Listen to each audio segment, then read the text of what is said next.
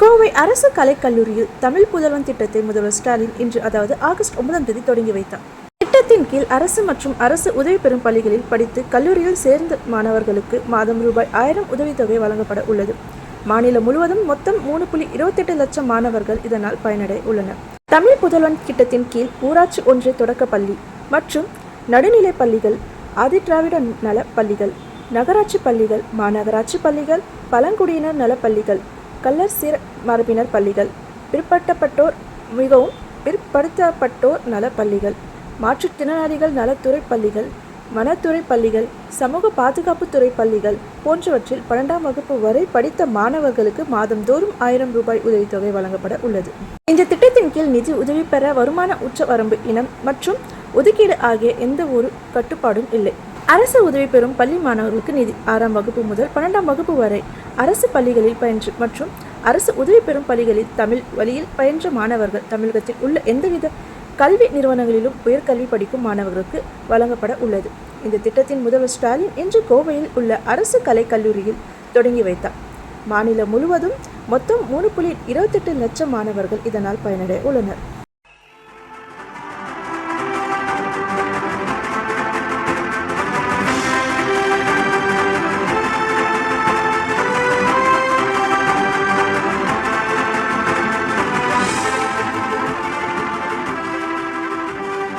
தமிழ்நாட்டு மாணவர்கள் தரணியை வென்றிட உருவாக்கப்பட்டிருக்கும் தமிழ் புதல்வன் திட்டத்தை தொடங்கி வைத்த மாண்புமிகு தமிழ்நாடு முதலமைச்சர் அவர்களுக்கு மனமார்ந்த நன்றிகளை தெரிவித்துக் கொள்கின்றோம்.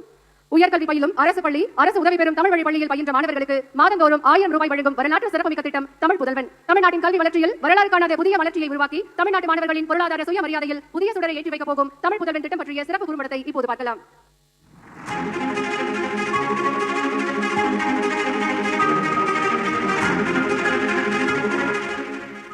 அடித்தட்டு மக்களுக்கான கல்வியும் வேலை வாய்ப்புமே சமூக நீதி கொள்கையின் அச்சாரம். தரமான கல்வியும் கண்ணியமான வேலை வாய்ப்பும் அனைவருக்கும் கிடைப்பதை உறுதிப்படுத்துவதற்காக ஓயாது உழைத்து வருகிறார் மாண்புமிகு தமிழ்நாடு முதலமைச்சர் திரு மு க ஸ்டாலின் அவர்கள்.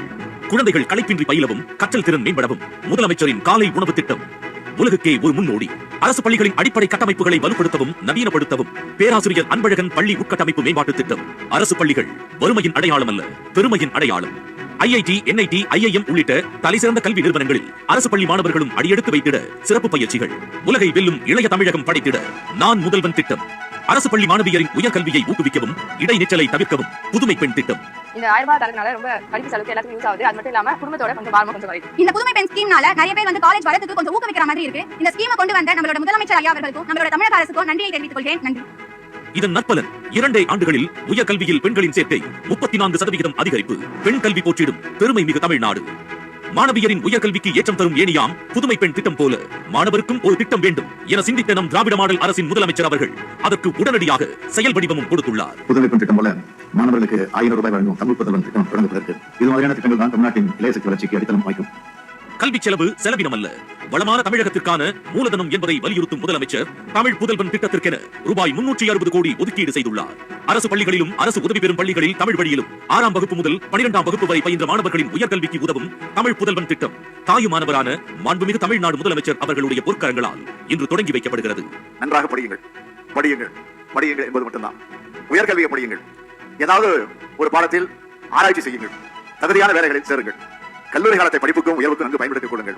இதை இந்த நாட்டினுடைய முதலமைச்சராக மட்டுமல்ல, உங்களுடைய சகோதரனாக, இன்னும் சொல்லனா உங்க தந்தையாக இருந்து நான் உங்களை எல்லாம் கேட்டுக்கொள்கிறேன். களம் நமதே, கல்வியே ஆயுதம், சொன்னதை செய்யும் நம் முதல்வர்.